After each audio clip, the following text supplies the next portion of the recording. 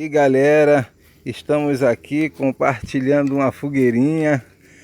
Pedro, Wesley, Clarice, estamos aqui compartilhando essa fogueirinha no meio do mato.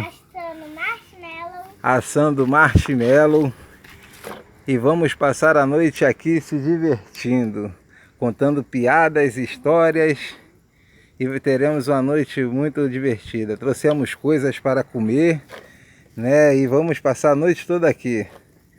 Dá um abraço, manda um abraço aí. Vai mandar um abraço para quem, Wesley?